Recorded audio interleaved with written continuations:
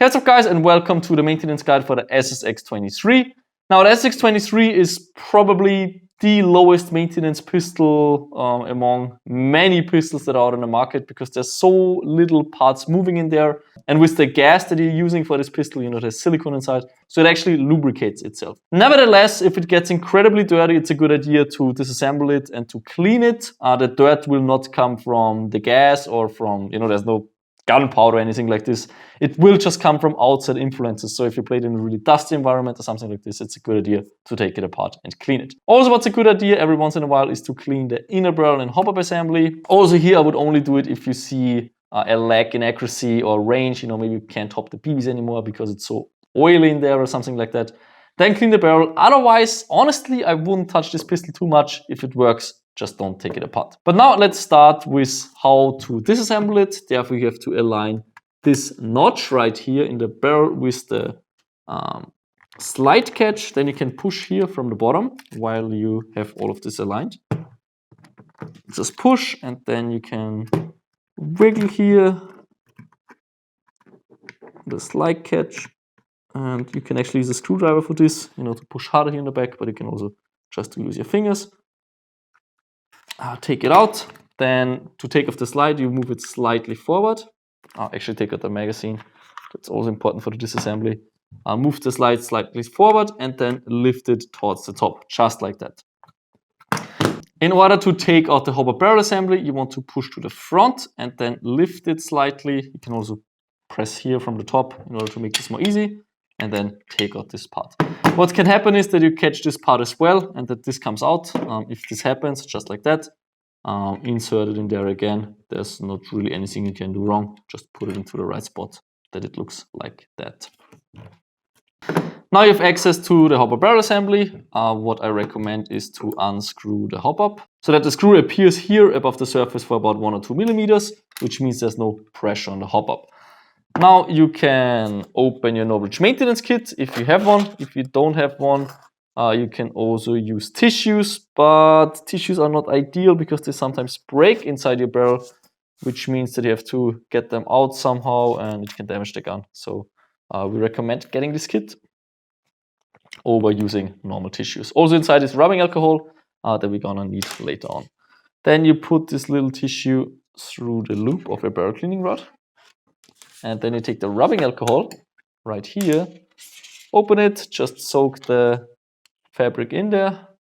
What's nice about rubbing alcohol is that it's not aggressive against the hop-up rubber, and also it evaporates after cleaning, so you don't have anything left in your barrel. For example, if you use water, you can have then water in your barrel, and the first few shots will not be accurate. So rubbing alcohol is the way to go. Just push it all the way through, and then you can pull it back again.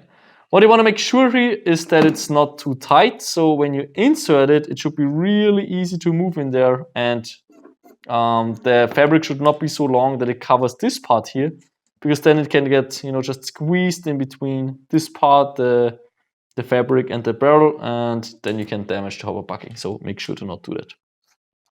So just do that a few times. This is a brand new gun, so it shouldn't be too dirty.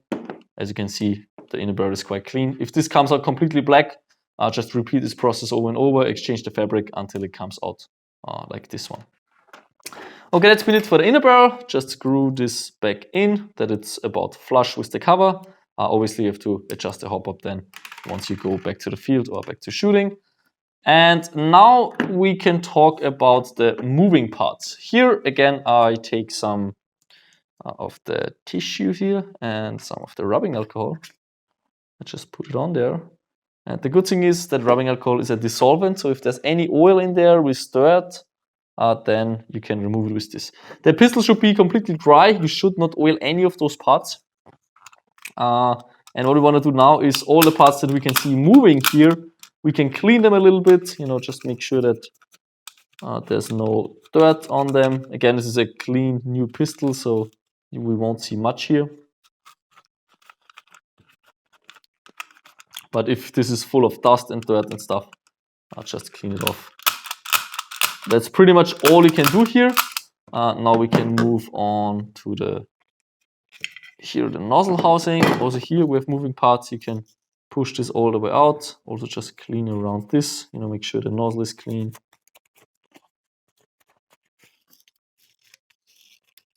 Okay, also here on the side, the guides. And here, you know, once it's moved all the way to the front, you can also clean it here a little bit. And that's really it. What can also be a good idea is cleaning the slide on the inside, because right here, the little arms are moving. So if there's dirt here, it's gonna stop the arms from moving. So just clean it here on the inside as well.